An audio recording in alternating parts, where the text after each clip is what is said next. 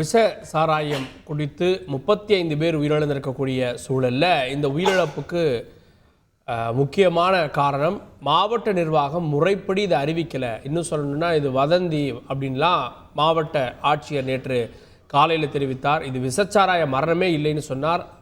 அதனால தான் நிறைய பேர் மருத்துவமனைக்கு செல்லவில்லை அப்படின்ற விஷயமும் வந்தது. அதன் பிறகு மாலையிலிருந்து சடசடவென உயிரிழப்புகள் அதிகரித்தது. செய்தியாளர் கோபிநாத் கூடுதல் விவரத்தோடு இணைகிறார். கோபிநாத், நேற்று இந்த சம்பவம் தெரிந்தவுடனே மாவட்ட நிர்வாகத்துக்கு அறிவுறுத்தினதா பொதுமக்கள்லாம் சொல்றாங்க. பொதுமக்களுடைய பார்வை என்ன? ஏன் உயிரிழப்பு அதிகரிச்சிருக்கு? கள்ளக்குறிச்சி கருணாபுரம் பகுதியில் இதுவரைக்கும் 35 பேர் விஷ சாராயம் குடித்து உயிரிழந்திருக்காங்க. நேற்று காலை நம்ம கருணாபுரம் பகுதியில் 1, 2, 3 பேர் அரசு மருத்துவக் கல்லூரி மருத்துவமனை அனுபவிக்கும் போது மாவட்ட ஆட்சியர் சொன்ன தகவலையும் இந்த பகுதியில் இருக்க மக்களோட குற்றச்சாட்டையும் நம்ம நேராக கேட்டுக்கலாம். நம்ம பார்த்துட்டு இருக்க காட்சிகள் கருணாபுரம் பகுதியில் பிரவீன் மற்றும் சுரேஷோட உடல் வைக்கப்பட்டு உறவினர்கள் அங்கே அழுதுட்டு இருக்க காட்சியை பார்த்துட்டு இருக்கோம். சுரேஷோட சகோதரி நம்மளோட இருக்காங்க. அவங்க சொல்லக்கூடிய கருத்தை கேட்டு தெரிஞ்சுக்கலாம். அதாவது ஃபர்ஸ்ட் பார்த்தீங்கன்னா உங்கள் பகுதியில் எத்தனை பேர் ஹாஸ்பிட்டலுக்கு போனாங்க? கலெக்டர் என்ன சொன்னாங்க? சார், ஃபஸ்ட்டு எங்கள் அண்ணன் அக்கா பையன் 2 பேர் தான் ஹாஸ்பிட்டல் போனாங்க. அக்கா பையன் அண்ணனை சஞ்சீவில் ஹாஸ்பிட்டலில் சேர்த்துருந்தோம். இறந்துட்டாருன்னு சொல்லி வந்ததும் இங்கே ஜிஹெச்சில் அக்கா பையனை அட்மிட் பண்ணியிருந்தோம். அங்கே இறந்துட்டாங்கன்னு சொல்லி கூப்பிட்டுட்டு வந்துட்ட பிறகு உடனே நாங்கள் மீடியாவை வர வச்சோம். மீடியாவை வர வச்சு இது கள்ள சாராயத்தினால தான் இந்த மாதிரி ஆணுச்சு அப்படின்னு சொல்லி நாங்கள் எல்லாரும் தெரியப்படுத்தணுங்கிறதுக்காக தான் மீடியாவை மெயினாக வர வச்சது. ஆனால் இது கலெக்டர் இதை பார்த்துட்டு அவர் என்ன சொல்லிட்டார், விதமான பிரச்சனைனால இறந்ததுனால இது கள்ளச்சாராயத்திற்கும் இதுக்கு சம்மந்தம் இல்லை அப்படின்னு சொல்லி ஒரு அறிவிப்பு கொடுத்துருந்தாரு. உடனே எங்களுக்கு மனசு ரொம்ப தாங்க முடியாதான். திரும்பி நாங்கள் பேசலான்னா சரி கவர்மெண்ட்லேருந்து என்ன முடிவு வருது, என்ன சொல்கிறாங்கன்னு பார்க்கலான்னு நாங்கள் இன்னும் வெயிட் பண்ணும் போது அவர் திரும்பி ஜிஹெச்சிக்கு போய் பார்த்துட்டு அங்கேருந்து திரும்பி ஒரு பேட்டி கொடுக்குறாரு. இது எங்கள் அண்ணனுக்கு ஃபிக்ஸ் வந்ததாகவும் எங்கள் அக்கா பையனுக்கு நேற்று மாலையே வயிற்று வலி ஏற்பட்டு ஹாஸ்பிட்டல் போயிட்டு வந்துட்டதாகவும் ஒரு பொய்யான ஒரு கருத்தை பதிவு பண்ணார். அப்போ எங்களுக்கு மனசு வேதனைப்பட்டு நாங்கள் எல்லாருமே ரொம்ப கஷ்டப்பட்டோம். ஏன்னா ஒரு மாவட்ட ஆட்சியராக இருந்து அவர் என்ன பண்ணியிருக்கணும், மதியமே இந்த அறிவிப்பு காதில் விழுந்த உடனே இதை கன்ஃபார்ம் பண்ணிவிட்டு அவர் இதை ஸ்டாப் பண்ணியிருந்தாருன்னா இப்போ இன்றைக்கி 35 பேர் இறந்துருக்க மாட்டாங்க. இவர் எதையுமே இது கள்ள சாராயத்தினால இல்லைன்னு ஒரு அறிவிப்பு கொடுத்ததுனால தான் ஜனங்க என்ன பண்ணுவாங்க, ஒரு நல்லது கெட்டதுன்னா என்ன பண்ணுவாங்க, குடிப்பாங்க. அதனால என்ன பண்ணிட்டாங்க, வந்தவங்கெல்லாம் வரவங்க வெளியில் வேலைக்கு போயிட்டு வரவங்க தெரியாமல் அறிவிப்பு தெரியாமல் அவங்கவுங்க போய் குடிச்சிட்டு வந்ததுனால தான் இன்றைக்கி இந்த நிலைமை. அப்போ இந்த முக்கிய காரணம் யாருன்னா நான் மாவட்ட ஆட்சியரை தான் நாங்கள் சொல்லுவோம். ஏன்னா அவர் இப்போ ஒரு பொய்யான அறிவிப்பை கொடுத்ததுனால தானே இன்றைக்கி இந்த நிலைமை. எங்கள் வீட்டில் நடந்தது இனி யாருக்கும் நடக்கக்கூடாதுன்ற ஒரு காரணத்துக்காக தான் நாங்கள் மீடியாவை வர வச்சதே. ஆனால் மீடியாவை வர வச்சு இவ்வளோ தூரம் வெளியான பிறகும் ஒரு தகவலை கொடுத்து, ஒரு பொய்யான தகவலை கொடுத்து இன்றைக்கி 35 பேர் இறந்து போய் 35 குடும்ப தெருவில் நிற்கிறாங்கல்ல. இதுக்கு அரசாங்கம் பொறுப்பேற்றுக்குமா? என்ன செய்வாங்கன்னு எங்களுக்கு ஒன்றுமே இது வரைக்கும் தெரியல. நாங்கள் எங்கள் குடும்பத்தாரை நினச்சி அழுவுறதா இல்லை இங்கே இருக்கிற பக்கத்தில் இருக்கிற இன்னமும் ஒரு உயிர் இழப்பு வந்துகிட்டே இருக்கு. காலையில் 34, நாங்கள் இப்போ 35, இப்போ உயிரிழப்பு வந்துட்டு இருக்கு. இதை நினச்சி நாங்கள் துக்கப்படுறதான்னு எங்களுக்கு தெரியல. எல்லாமே எங்கள் சொந்தம், அங்காளி பங்காளி இந்த மாதிரி தான் இருக்கிறாங்க. நாங்கள் என்ன சார் பண்ணுறது? இதுக்கு யார் பதில் சொல்லுவாங்க? இந்த ஊர் பார்த்தீங்கன்னா கருணாபுரம்ன்ற ஊர் பார்த்தீங்கன்னா கள்ளக்குறிச்சி நகரில் இருக்கக்கூடிய மைய பகுதியாக இருக்குது.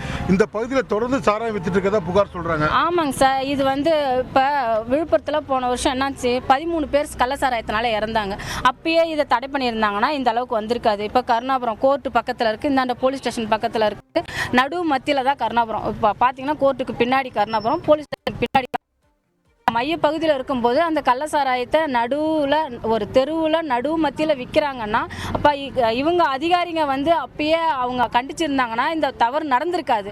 எல்லாருமே அமைதியாக இருந்ததுனால இன்றைக்கி அந்த தவறு நடந்தது. இப்போ போன வருஷம் விழுப்புரத்தில் நடந்தப்போ கள்ளச்சாராயம் இனிமேல் விற்கக்கூடாதுன்னு அப்பயே தடை பண்ணி கவர்மெண்ட் உத்தரவு கொடுத்துருந்தா இந்த தப்பு நடந்திருக்காது. இப்போ எல்லாருமே அசால்ட்டாக இருக்காங்க சார். இல்லைன்னா அவங்களுக்கு எப்படி அந்த துணிச்சல் வரும்? ஒரு அச்சம் இருக்கும். இந்த இடத்துல நம்ம விற்றா போலீஸ்காரங்க வருவாங்க, யாராவது போய் கம்ப்ளைண்ட் பண்ணுவாங்க அப்படின்னு அவங்களுக்கு ஒரு பயம் இல்லாமல் துணிச்சலாக விற்கிறாங்கன்னா அதற்கு எல்லாரும் உடந்தி தானேங்க சார். அவங்களுக்கு அந்த பயம் இல்லாத நமக்கு எல்லாம் இருக்கிறாங்கன்ற அவங்களுக்கு ஒரு தைரியம் இருந்ததுனால தானே ஒரு கோர்ட் இருக்குது, போலீஸ் ஸ்டேஷன் இருக்குது, எந்த ஒரு அச்சுறுத்தலும் இல்லாமல் வச்சு விற்கிறாங்கன்னா அதற்கு யார் காரணம்? சார், இப்போ இந்த பகுதி மக்களோட உயிரிழப்பு தொடர்ந்து அதிகமாயிட்டு இருக்கு. ஏற்கனவே பார்த்தீங்கன்னா இறப்புக்கு வந்தவங்க மீண்டும் சாராயம் குடிச்சிருக்காங்க. இந்த பாதிப்பு எப்படி சார்? இதுதான் இவங்க சொன்ன மாதிரி தான் சார். இது வந்து கலெக்டர் உடனடியாக இப்படிப்பட்ட சூழ்நிலை சொல்லியிருந்தா, தடுத்து இருந்தா கண்டிப்பாக மீண்டும் குடிச்சிருக்க மாட்டாங்க. இப்போ இதனால பாதிப்பு இல்லை அப்படின்னு சொன்னோடனே மீண்டும் சில பேர் எடுத்துகிட்டு போய்ட்டு என்ன பண்ணிருக்காங்க, குடிச்சிருக்காங்க. ஒரு சிலர் நைட்டே வாங்கி வச்சவங்க சாப்பிட்டுட்டு மீதி இருந்ததுன்னா காலையிலையும் குடிச்சிருக்கிறாங்க சார். இதனுடைய விபத்துக்கு காரணம், முக்கிய காரணம் அதிகாரிங்க தான்.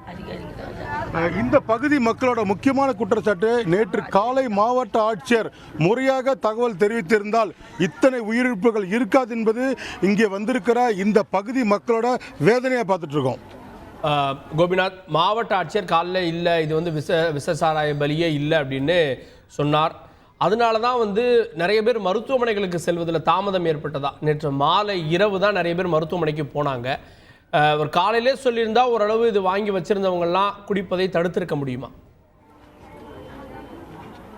கண்டிப்பாக. அதாவது இந்த பகுதி மக்கள் சொல்லக்கூடிய விஷயங்கள், ஒருத்தர் 2-3 பேர் இறந்த நிலையிலேயே உடனடியாக மருத்துவமனைக்கு போகிறாங்க. மாவட்ட ஆட்சியர் உடனடியாக இது சாராயத்தால், விஷ சாராயத்தால் இறந்திருக்கிறார்கள் என்று சொல்லியிருந்தால் இந்த பகுதி மக்கள் வீட்டில் வாங்கி வைத்திருந்த சாராயத்தை குடித்திருக்க மாட்டார்கள். இதுதான் இவங்க முக்கியமான வேதனையாக சொல்கிறாங்க. கலெக்டர் முதலே சொல்லியிருந்தாங்கன்னா இந்த சாராயத்தை யாரும் குடிச்சிருக்க மாட்டாங்க, தூக்கி வீசியிருப்பாங்க. நேற்று முதல் நாள் குடித்தவங்க கொஞ்சம் குடிச்சு மீதி வச்சிருந்தவங்க மறுநாள் காலையில் குடிக்கிறாங்க. அதாவது இந்த சுரேஷ் மற்றும் பிரவீனோட இறப்புக்கு வந்தவங்க சாதாரணமாக ஏதோ இறந்துட்டாங்க, ஃபிட்ஸில் இறந்துட்டாங்கன்னு சொன்ன உடனே இந்த சோகத்தில் வீட்டில் வைத்திருந்த சாராயம், அதே போல் நேற்று இறப்பு ஏற்பட்டு அந்த நேரம் வரைக்கும் இந்த பகுதியில் சாராயம் விற்றதான் தகவல். தொடர்ந்து அந்த பகுதியில் அந்த இடத்துல சாராயம் விற்றுருக்காங்க. தொடர்ந்து இறப்புக்கு வந்தவங்க அந்த வீட்டில், அதாவது கன்றுக்குட்டி அவங்க வீட்டில் போய் சாராயம் வாங்கி குடிச்சிட்டு தான் போயிருக்காங்க. இந்த நிலை நேற்று மதியம் வரைக்கும் இருக்கு. கலெக்டர் உத்தரவு எந்த விதத்திலையும் முறையாக தகவல் தெரிவிக்காததால் மட்டும்தான் இந்த 35 பேர் உயிரிழந்ததாக இங்கு பாதிக்கப்பட்ட மக்கள் தகவலை தெரிவிக்கிறாங்க. ஓகே, அதே நேரத்தில் அந்த கலெக்டர் மாற்றப்பட்டிருக்கிறார். அவர் தவறான தகவலை கொடுத்தாரு அல்லது உறுதிப்படுத்தலை அப்படின்றப்போ மாற்றப்பட்டிருக்கிறார். இப்போ புதிய மாவட்ட ஆட்சியர் என்ன சொல்லியிருக்கார்? நடவடிக்கை எவ்வாறு துரிதப்படுத்தப்பட்டிருக்கு? கண்டிப்பாக புதிய மாவட்ட ஆட்சியர் இன்று காலை முதலே அரசு மருத்துவக் கல்லூரி மருத்துவமனை கள்ளக்குறிச்சியில் இருக்கார். அதாவது உடல்களை அடக்கம் செய்வதற்கு, எரிப்பதற்கு அவங்கவுங்கள முறைப்படி என்ன நடவடிக்கை, அவங்களோட விருப்பம் என்னவோ அதற்கான கருணாபுரம் பகுதியில் இருக்கக்கூடிய பின்பக்கத்தில் இருக்கக்கூடிய சுடுகாட்டில் அதற்கான ஏற்பாடு பண்ணியிருக்காங்க. கிறிஸ்துவர்களாக இருந்தால் அவர்கள் முறைப்படி அவங்க வழக்கப்படி அடக்கம் செய்வது. ஒரு முஸ்லீம் இறந்திருக்கதா சொல்கிறாங்க, அவருக்கும் அதற்கான ஏற்பாடு செஞ்சுருக்காங்க. மாவட்ட ஆட்சியர் தொடர்ந்து சிகிச்சை அளிப்பதில், அதாவது இருக்கிறவங்களை காப்பாற்றணுன்றதுல புதிய மாவட்ட ஆட்சியர் காலை முதல் முனைப்போடு செயல்படுவதாக நம்ம தொடர்ந்து பார்த்துட்டு இருக்கோம். தொடர்ந்து மருத்துவ குழுவினர் பக்கத்தில் இருக்கக்கூடிய கிராமங்களுக்கும் போறாங்க. யாராவது பாதிப்பு இருந்தால் அவர்களை காப்பாற்றுவதற்கு முதல் சிகிச்சை கொடுப்பதற்கு மருத்துவ குழுவினரும் பாட்டாக பிரிஞ்சு அருகில் இருக்கக்கூடிய கிராமத்துக்கு போறாங்க. ஏற்கனவே மாதவச்சேரின்ற ஒரு பகுதியில் ஏற்கனவே இறந்தவங்க தகவல் இருக்கு. அந்த பகுதியிலையும் மருத்துவ குழுவினர் முகாமிட்டு யாருக்காவது பாதிப்பு இருக்குதா என்பதை தொடர்ந்து சோதிச்சு வராங்க. புதிய மாவட்ட ஆட்சியர் தொடர்ந்து களத்தில் இருக்காரு, மருத்துவமனையில் இருக்காரு. அடுத்த கட்ட நடவடிக்கை புதிய மாவட்ட ஆட்சியர் தயாரா இருக்காருன்னு சொல்லலாம். செய்திகளை உடனுக்குடன் தெரிந்து கொள்ள உடனே சப்ஸ்கிரைப் பண்ணுங்க.